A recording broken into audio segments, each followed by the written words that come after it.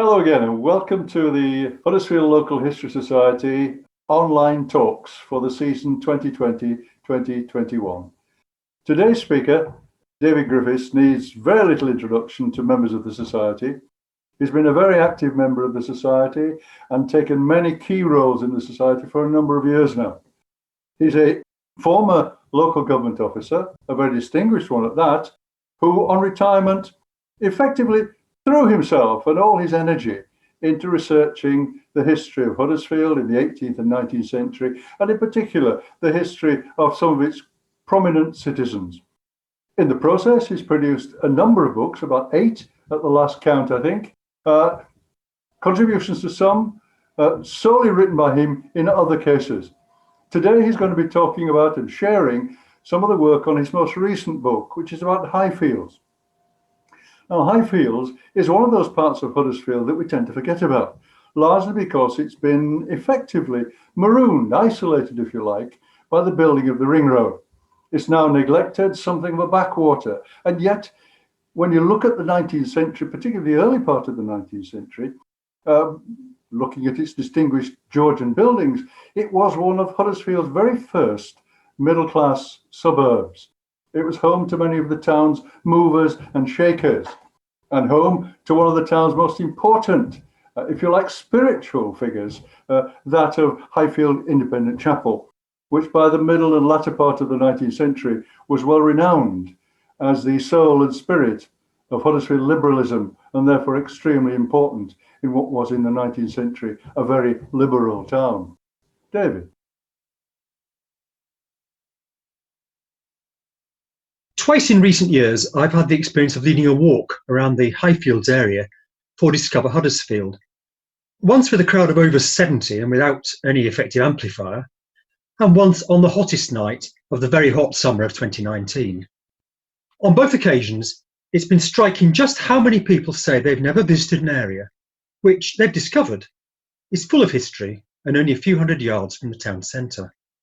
Its crumbling gentility and regularly repurposed public buildings have fascinated me for some time, and I've now explored the area's story in a new book with tonight's title, The Huddersfield Civic Society. Of course, having said this is a hidden area, part of the area is not hidden at all. Anybody travelling along New North Road can't fail to notice these splendid early Victorian buildings. On the left, Highfield Chapel, opened in 1844. In the centre, its immense Sunday School of 1864, and on the right, the Huddersfield College building of 1839. All three are now in new uses. The chapel has housed apartments since the 1980s. The college, too, is currently undergoing residential conversion, and the Sunday School is now home to the Islamic Eden Project. Religion and education are both key parts of the story of Highfields, and I'll return to these institutions later in the talk. But if you leave the main road and follow the cobbled lane past the Sunday School, you soon arrive in what for many is less familiar territory. This building is probably less readily recognisable than the previous ones. These are the two facades of New House, in fact the oldest house in and around the town centre, apart from the Bay Hall. The older part of the building on the right, facing north to Belmont Street, dates from around 1720. Turning the corner to its left, the east-facing facade off Elmwood Avenue from before 1750, and they may conceal a still earlier timber-framed building.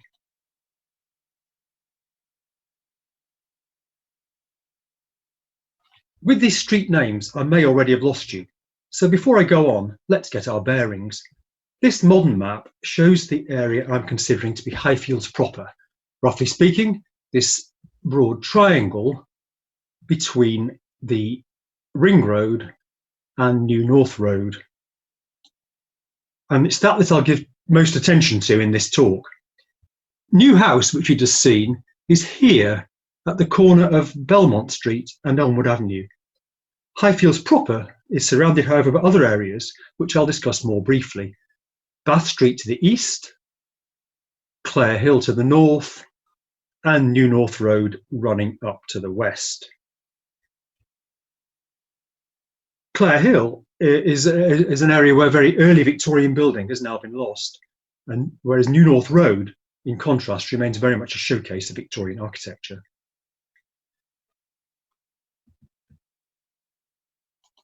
The area was, of course, greatly affected in the 1970s by the construction of the Ring Road, and so to understand it historically, we have to see through that to the geography of the area as it was. This is the 1908 Ordnance Survey map, but with the Ring Road superimposed. It shows clearly how Bath Street and Rook Street ran up into Highfields until both were severed by the Ring Road in the 1970s, as was Claremont Street cutting across them. It's this which makes the Highfields area proper now seem so remote. It's rarely visited by accident. Now we need to go back to the beginning, in 18th century Newhouse. On this map of about 1780, Newhouse appears here as Mr. Bradley's house. As far as we know, the house had been built by the Bradleys, and 5 generations of that family lived there for over a century until 1815, when their considerable surrounding estate, you may just be able to see Mr. Bradley's property written here, and indeed it appears there as well. Their surrounding estate was put up for sale in 1815. First in business as salters, the Bradleys also came to own fulling mills along the Colne, perhaps giving their name to Bradley Mills. And Joseph Bradley, at the time his house was named on this map, was, in the words of the late Edward Law, a respected and important member of the community. A substantial one too. In 1781, his assessment for land tax of £3 8 was exceeded in Huddersfield and Marsh only by those of the far grander Ramsden and Lister Kay estates. It was on Joseph Bradley's land, indeed on the Highfield itself, about here, that the first Highfield Chapel was built in 1771 too, facing onto the old route from town to Marsh and Lindley, which comes across here and then sharp left up past the chapel and onwards. And it survives today as the cobbled lane that we already walked down when we first entered the area from the familiar site of the chapel and the college.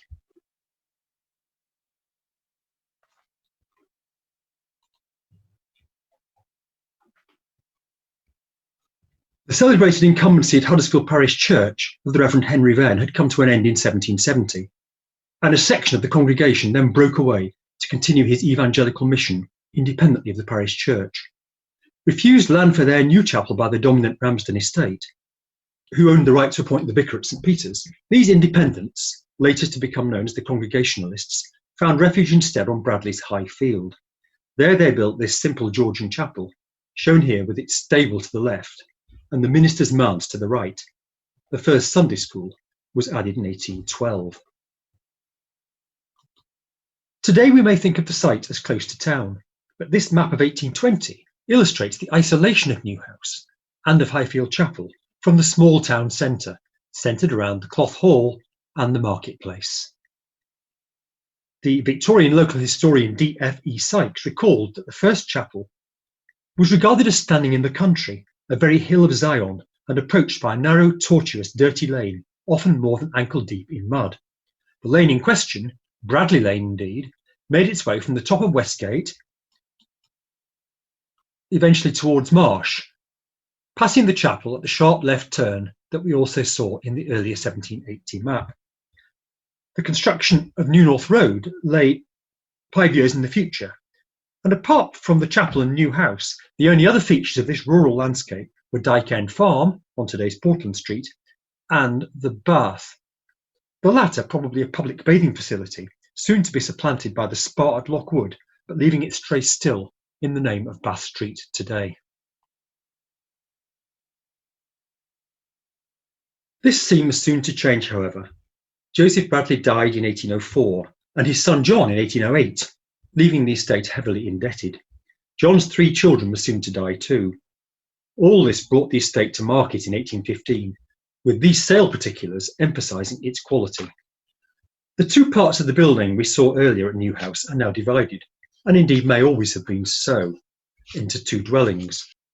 And to just take you through these sale particulars, which I think are worth dwelling on slightly, they say to be sold by private contract, a most valuable freehold estate situated at New House near Huddersfield in the county of York, consisting of about 9 acres of very rich grassland and 2 excellent mansions called New House and North House, with convenient barns, stables, warehouses and other outbuildings situated in the centre of the land. New House comprises, besides excellent cellars and storerooms and pantry, 2 kitchens, a breakfast room 17 feet by 16, a dining room 22 feet by 16, a drawing room 17 by 16, and 6 good lodging rooms besides those for servants. North House contains 2 excellent cellars, and on the ground floor a scullery and kitchen, an entrance hall, breakfast room, dining room, and 2 storerooms. On the second floor, a drawing room and 4 commodious lodging rooms, and on the third floor, 5 good lodging rooms. The 2 houses may be conveniently occupied together. The mansions and grounds are well watered and are beautifully wooded with timber of a century's growth.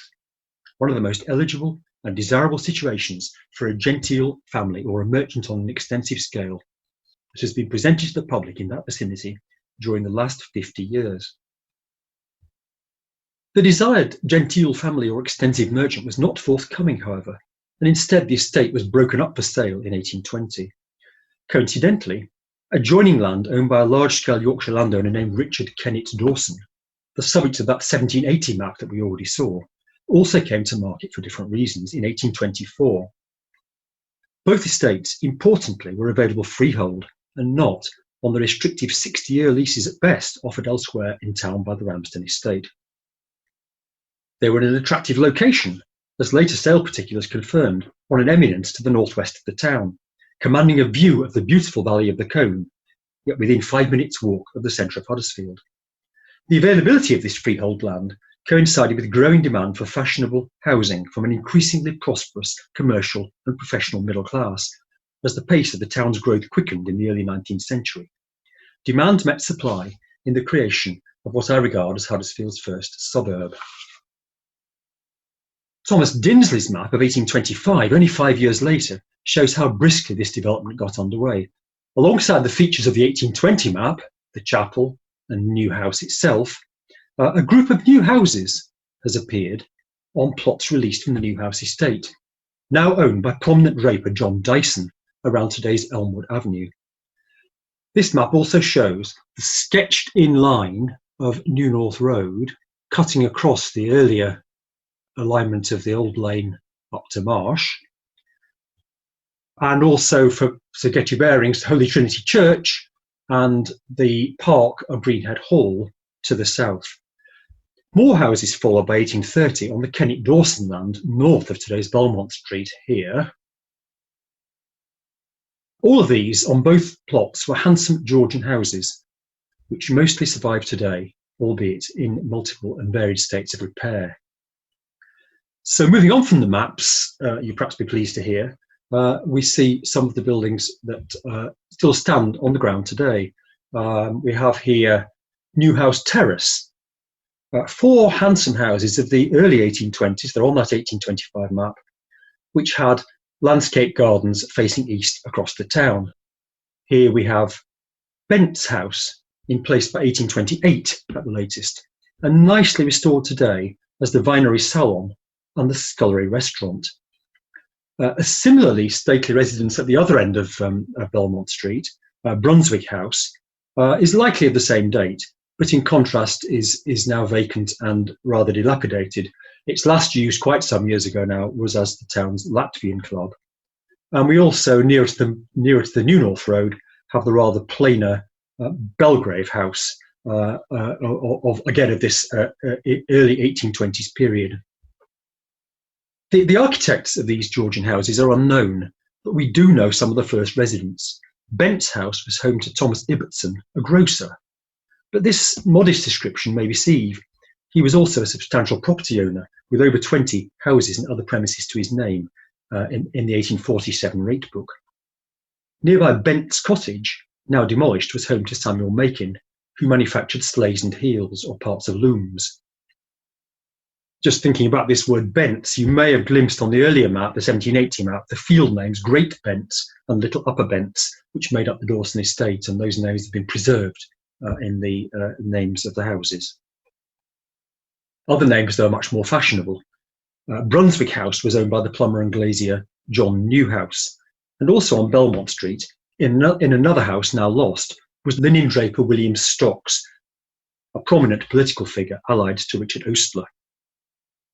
The evidence is fragmentary, but these names give glimpses of the social character of the suburb in its first years.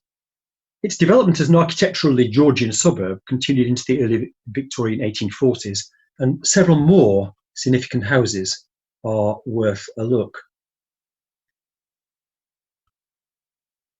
Here we see at the top Belgrave Terrace and below it Highfield Terrace, both of them neighbouring Huddersfield College.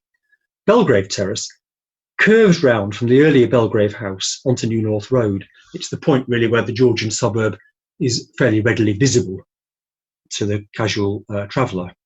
But Highfields Terrace, in contrast, is hidden behind the college. These houses and the college itself date from the late 1830s and were apparently all developed together on a single plot. 4 houses in Belgrave Terrace were owned by Thomas Pitt, who was secretary to the college and also the High Constable of Huddersfield and Upper Agbrigg, responsible for the supervision of parish constables on behalf of the magistrates. Some of these houses in Belgrave Terrace were used as boarding houses for the college's scholars and their masters. Further down New North Road, the more substantial York House was built by 1837. It was one of 4 large houses lost to the slip road which now sweeps down into the trough of the Ring Road.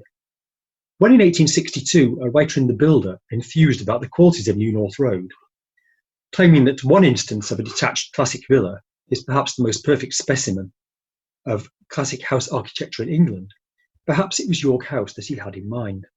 Built in this case on Ramsden land, it was first occupied by John Rhodes Clough, one of several prominent solicitors of that family, and in the 1840s by the wealthy wool merchant Abraham Hurst, seen here, before he moved to a 70-acre estate at Hull and Edge Hall in Elland. Equally grand, surviving today and fully restored as 10 apartments, is Claremont Hall. This was built in 1842-3 by a leading merchant and public figure, Thomas Mallinson, who had just purchased Newhouse itself and the remaining estate after John Dowson's death, and broken up much of the remaining grounds into building plots, the second of 3 major phases of division of the original Newhouse estate over a 50-year period. The hall was built for Mallinson's father, the wool merchant George Mallinson, and, to quote a later Ramsden estate agent recommending its purchase in 1869, was built in the best manner and no expense was spared, as I think you can see from this image. Like Newhouse itself and Newhouse Terrace, it was fronted by elegant east-facing gardens. These are now entirely lost to the Ring Road, and the hall perches above the cutting, shrouded by trees, turning its back to Elmwood Avenue, and with this noble facade invisible from the town it once commanded. Its checkered later career has included time as the steam finishing works, electricity board offices, the Claremont Education Centre for arriving migrants, and a home to asylum seekers before its present residential reincarnation.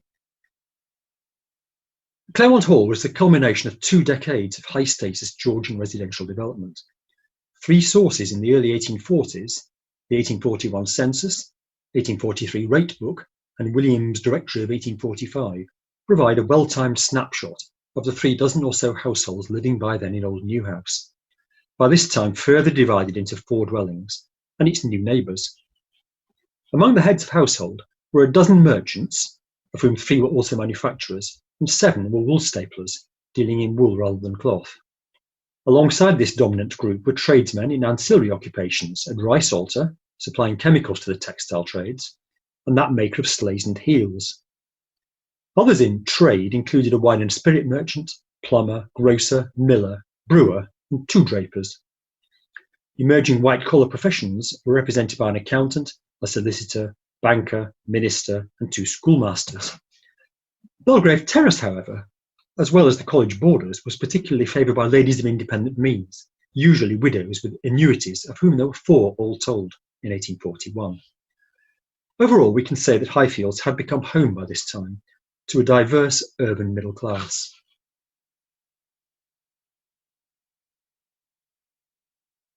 Also in place by about 1840 was the separate small development at Clare Hill that I mentioned, centred around the Collegiate School.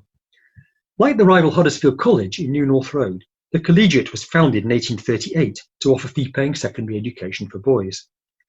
The architect William Wallen moved to Huddersfield on the strength of winning the architectural competition for the Collegiate, and, as can be seen here, advertised his services for the design of neighbouring villas.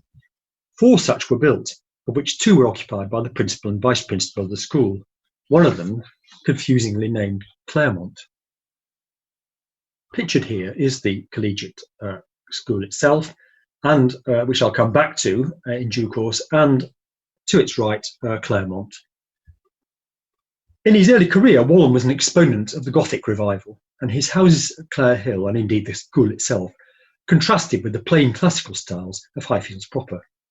But the Collegiate and its neighbours are now entirely lost, with only the modern Clare Hill Community Centre occupying part of the site. The 1840s also saw a quickening of development in today's Bath Street, the lower portion of the street then called Bath Buildings. The topographic descent from Highfields down to St John's Road was also a social gradient. Going east down the hill, the large Georgian houses of Newhouse Terrace gave way to substantial semi-detached villas, some now lost to the ring road. You can just see a surviving gate pier on the left here, to a more modest terraces like that in the centre of the picture, and finally to some earlier 4-storey tenements. Beyond those, at the bottom of the hill, were the densely packed working-class courts and basements of Newtown, later to be supplanted by the Midland Railway goods yard, and in turn by today's Beck Road industrial estate. With Bath Street essentially complete by 1861, its occupancy was more mixed than Highfields proper, more artisan in character. Alongside woolen merchants and manufacturers at the top end could be found 3 cloth dressers and a warper, 2 plumbers, a joiner, a silversmith, and 2 drapers.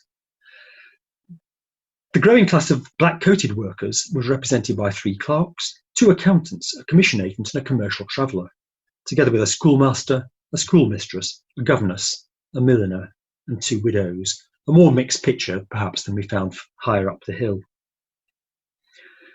During these decades, the 1840s and 1850s, little had changed within the Georgian suburb itself, with just a couple of modest houses added, in a pleasant domestic Gothic style, indeed one actually named Gothic Cottage, but with none of the grandeur of the early Georgian houses. Elmwood Terrace, however, shown here, reflects a new upheaval at Newhouse in the 1860s, and reasserts some of the earlier architectural ambition. Newhouse and its remaining estate had come to market yet again in 1863 for the 3rd time, when Thomas Mallinson died. This time the buyer was Henry Beaumont Taylor, a drysalter already resident in the area at York House, that splendid lost house that we saw a few minutes ago. Taylor had bought a plot on Belmont Street in 1856 and put up a modest terrace there, but now had bigger plans. He demolished the southernmost of the 4 dwellings of Old Newhouse and built over some of the gardens to put up this imposing neo-Jacobean terrace looking eastward across the town below. The reverse view on the left reveals something of the intended gentility as well as today's shabbiness. These 4 houses opened onto a private footway with gate piers at each end, still sporting, as you can see top right, the faded legend the Elmwood Avenue today. They were the last really substantial middle-class homes added to the suburb. Dating from the late 1860s, they were occupied by 1871, when the first 4 residents in the census were Henry Tinker, auctioneer and estate agent, Henry Fryer, pharmacist, the splendidly named Joseph Armitage JP, woolen manufacturer and property developer, and Emma Mallinson, widowed sister-in-law of George Mallinson of Claremont Hall. The furthest of the 4 acquired its crenellation and Tudor doorway that you can see here a decade later. An Englishman's home is perhaps his castle, and beyond those features can be seen the stuccoed facade of Old Newhouse itself. Taylor next cleared out a jumble of outbuildings from behind his new terrace. Successive plans show the removal of 3 stables, 2 carriage houses, 2 cottages and a wash house, to extend Belmont Terrace and add several new cottages along the dogleg lane of Newhouse Place. It is this cobbled lane, above all, with its quaint lodge-style cottages, which surprises new visitors to the area at least as much as the grander neighbouring houses. The suburb's development had in fact been piecemeal, and throughout the 1870s and 1880s there was continuing infill of modest but sturdy Victorian houses. A terrace of these on the north side of Belmont Street boasts examples by several of the town's best-known architects of the time, including Joseph Berry, Ben Stocks, and the ubiquitous John Kirk and Sons. Perhaps most distinctive of these later buildings, however, shown here is Graham's Buildings, 7 houses arranged around an inner court, apparently designed and certainly built by Abraham Graham and Sons, prolific builders who were responsible for many major buildings in the town, including the town hall. Although repeatedly subdivided by successive sales, this development of Highfields proper continued to take place on freehold land derived from the 2 original estates. From mid-century, however, the Ramsden estate embarked on a continual expansion of their Huddersfield portfolio, and their ambitions for the area become an essential part of the story through to the early 20th century.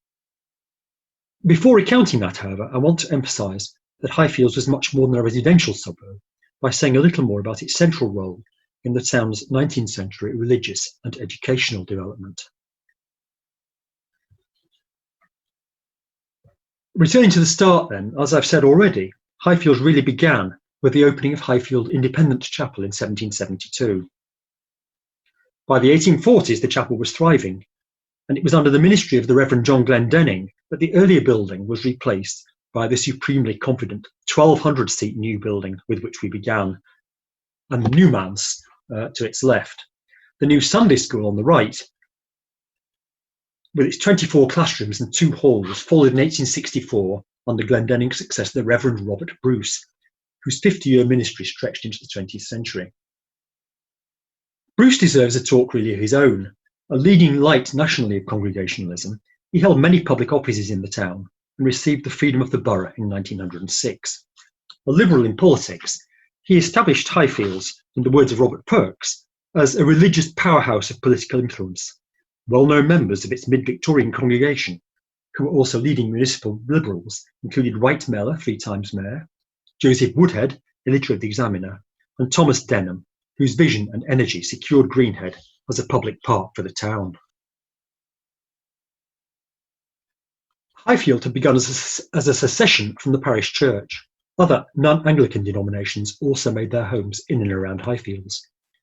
Next to arrive in 1832 were the Roman Catholics of St Patrick's in New North Road, hard on the heels of the Catholic Emancipation Act of 1829. Catering as it did largely to an Irish immigrant labouring population, socially St Patrick's was perhaps in, but not of, Highfields. The simple Gothic church, accompanying Tudor Presbytery on the right and adjoining Georgian villas, form an attractive ensemble across the road from the infirmary, which had opened just a year before St Patrick's did. The next congregation, if I can say, to come to the area in 1839 were the Owenite Socialists of the Hall of Science in Bath Street, followers of the cooperative industrialist Robert Owen. To describe them thus is, of course, to stretch a point. The congregation here was a secular one, in fact opposed to Christianity. As Ted Royal has written recently, however, the Owenites assumed in the way they organised themselves the form of a religious sect, with their meeting places, chapels, social hymns and secular ceremonies, Sunday schools, anniversaries, fundraising bazaars, naming ceremonies for infants, lectures, studies of sacred texts, and so on, which served in functional terms the cultural needs of a chapel congregation. Society members had the opportunity to visit this building in 2019 for a special Heritage Open Days event, and to celebrate its significance as what is understood to be the only surviving example in the country of a Hall of Science. However, its socialist mission was sustained only for 8 years, after which the building was leased by the Unitarians. They were soon strong enough to build their own church close by in newly opened Fitzwilliam Street, and moved there in 1855. The cycle was repeated by the Baptists, who occupied Bath Street Chapel until 1878, moving on in turn to their own new church at the bottom end of New North Road. Nor were the Methodists absent from the area. It was another secession, this time from the Wesleyans of Queen Street Chapel, which led to the foundation of Brunswick Street Free Wesleyan Chapel in 1859. As many will remember, this dignified classical building by Kirk and Sons stood between St George's Railway Warehouse and St Patrick's Church, and was therefore swept away by the wing growth. It was very much of Highfields. A third of the building fund was subscribed by the Mallinsons of Newhouse, three of whom appear in this image of the founders, alongside some of their neighbours.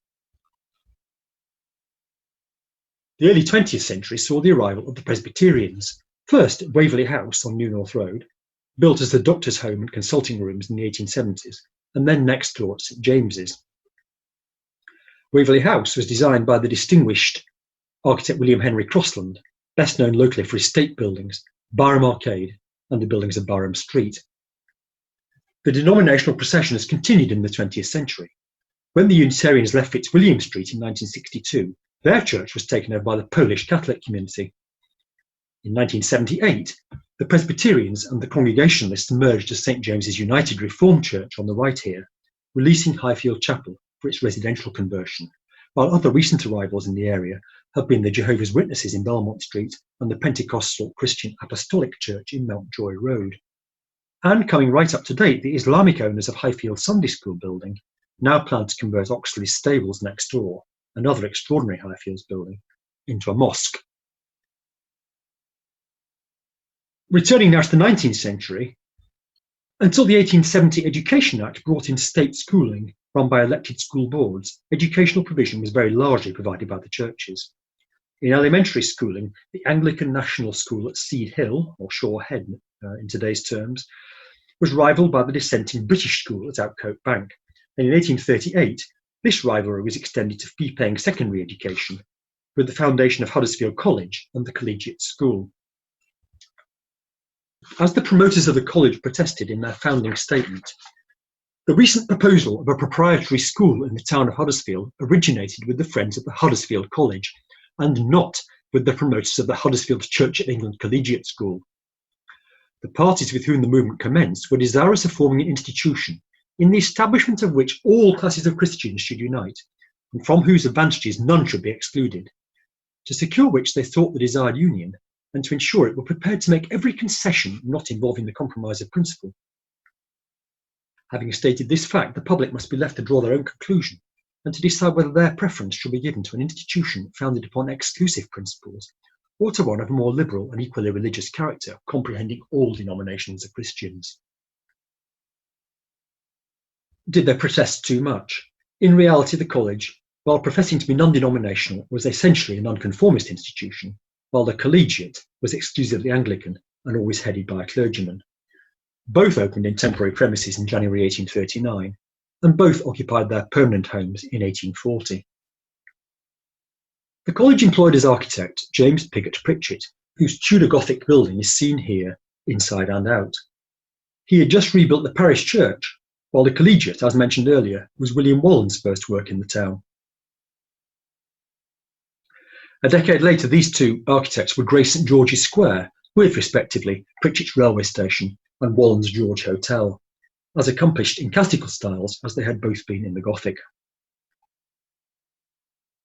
Offering schools both to boarders and to day boys, the college was the more successful of the two institutions, boasting, for example, in 1869 that 17 of its students had passed the Cambridge University local examinations. The collegiate had fewer pupils, a lesser reputation, and eventually merged into the college, really a takeover in 1887. Also included in the merger was the Girls' College, which had been established in the Highfield Sunday School building in 1871. This expanded college, however, drawing all three institutions together, survived only until 1893. The college building remained in educational use until recent times, successively as Boys' High School, then New College, and finally a site of the Technical College, while the collegiate survived until the 1970s as the Albany Hall. While the college and collegiate were the most visible of the area's educational facilities, there have been many more. In the mid-19th century, there were several small dame schools in the area, outwardly residential properties occupied by a headmistress and a small number of girls. The Catholics of St Patrick's had their own primary school in Little Brunswick Street, another casualty of the Ring Road. And two substantial New North Road houses, Waverley House, seen earlier, and Sherwood House, seen here, became home in the 20th century, respectively to Waverley School and to Caius College, both of them eventually tributary to today's Huddersfield Grammar School. Today, several New North Road houses are occupied by private tutoring agencies and nurseries, while the Eden Project's activities include Islamic educational projects. On the High Fields themselves, Highfields Special School has been and gone since the 1970s, but the new Brambles Primary Academy is now under construction there. The area's varied public and residential buildings have proved endlessly adaptable to the town's changing needs and opportunities. It's finally to the residential history that I want to return. So far, this tale has been told with refreshingly little reference for a Huddersfield story to the Ramsden estate. Indeed, as we saw, it was precisely the absence of Ramsden land ownership which enabled first the chapel and then the Georgian suburb to develop where they did. But Highfields proper was surrounded, increasingly so as the 19th century unfolded, by Ramsden-owned land, and it was on their land that New North Road had developed. It's a standard argument in Huddersfield history that in the years of prosperous mid-19th century growth, the Ramsdens lost out to other developers because of their legal inability to grant long leases. It needed legislation in 1859 to permit 99-year leases, while the Thornhill estate was offering 999-year leases in Edgerton from 1852, not matched by the Ramsdens until 1867. I've certainly deployed this argument myself. But New North Road, which crossed their land, was an important exception. The map here shows leases let by the Ramsdens by 1858, which must have been only on a 60-year basis. And one of the earliest and best groups of houses, Ebor Mount on the right, was there by 1850. I can only surmise that the sheer attractiveness of these sites to businessmen, out of the smoke on the northwesterly slope of the town, but close enough to the place of business and right on the new turnpike road, overcame the disincentive of the short leases on offer. Whatever the reason, development in the 1850s was very rapid, when an anonymous commentator, perhaps the local artist G.D. Tomlinson, surveyed the town's architectural delights for the Huddersfield Chronicle in 1858, he found the Halifax Road too bewildering an affair to cope with. No one can, however, complain of want of variety in the style of the houses, for there you have Grecian temples, Swiss cottages, Gothic castles and Italian villas, all jumbled so closely together as scarcely to allow elbow room. The medley of styles is shown in these images, and the close-packed development, quite different from Edgerton further up the hill, in this one. But New North Road, and indeed Trinity Street with its more modest houses, remain thin strips of development surrounded by open land. The park of Greenhead Hall, the future Mountjoy Road area, then home to Edgerton Cricket Club, and the farmland of the Highfields themselves. From 1848, when they acquired the Greenhead and Bay Hall estates at the opposite ends of this arc, the Ramsdens sustained ambitions for over 60 years to add these areas to their residential portfolio. The siting of St John's Birkby, which they endowed in 1852, was in part aimed at opening up the surrounding area for building, with the vicarage meant to serve as a model for villa development. In the 1860s, they commissioned a leading London architect, William Habershon, to draw up a master plan for the whole area, in which he proposed great roads taking in St John's and Trinity churches, and lines I have drawn onwards to the Greenhead estate, marked out with villa plots.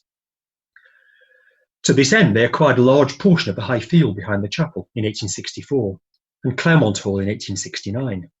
The former was a valuable development opportunity, to which access was afforded by deliberate gaps left in the building line of New North Road. Similarly, ownership of the gardens at Claremont Hall enabled the estate to drive through Claremont Street and open up land they owned at Cambridge Road.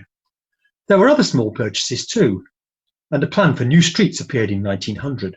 By then, they had succeeded in developing the Greenhead Park and Mountjoy Road areas in the 1880s, but once again Highfields did not go forward. But a final attempt came in 1910, when Sir John William Ramsden, then nearing 80 years old, handed leadership of the estate to his son John Freshville Ramsden. The latter was a man of sudden enthusiasms, and the Garden City ideal of the first years of the 20th century had caught his attention. Hence the emergence, at this time, of a new master plan, building on the earlier ambitions to produce a plan which surely owes something to Letchworth and the spirit of the age of the early 20th century. Here, centred on a great circus, can be seen among other proposals the extension of Claremont Street through the circus and on right the way to Blacker Road, the extension of Cemetery Road down to St John's Birkby, and the extension of Cambridge Road, making its sinuous way now through one of the gaps in the building line onto New North Road. Could this vision realistically have progressed? Perhaps, in principle. By this time, the Ramsdens owned all the required land. But the next decade was not, to say the least, propitious for expansive villa development. Meanwhile, John Freshfield Ramsden's interests moved on as they did, and in 1920, of course, far from undertaking further development, he sold the whole estate to the corporation. They, by then, were obliged by the first town planning legislation to drop their own plans for housing development, but the open land at Highfields did not feature in these. Nor did the Georgian suburb, or indeed Bath Street, come into corporation ownership. This final map shows in pink the Ramsden land to be bought by the corporation. It includes the wide open spaces of the Highfields. But Mr. Bradley's estate at New House, now fully built up, is still a freehold enclave within the Ramsden landscape, punctuated only by their own Claremont Street. And some of the most handsome houses within that enclave still bear witness today to Huddersfield's first suburb. Thank you for listening. It remains only to express my gratitude to all those whose images I've used, especially to Dave Patton for his help with the maps and indeed with this presentation, and above all to Andrew Caveney for all of the best photographs. If you'd like to know more about the Highfields area, do buy the book. But above all, and whether you do or you don't buy the book, do please go and explore the area for yourselves. Thank you very much indeed, and good night. This talk has been one of Huddersfield Local History Society's 2020-2021 programme. We are a membership society, and it would be very good if you could come and join us. But if you can't do that, given these difficult COVID times, you can visit our website. There you'll be able to find out what we do, who we are, and what sort of events and publications we have. Thank you for coming and listening to the talk. We hope to see you again next time. Goodbye for now.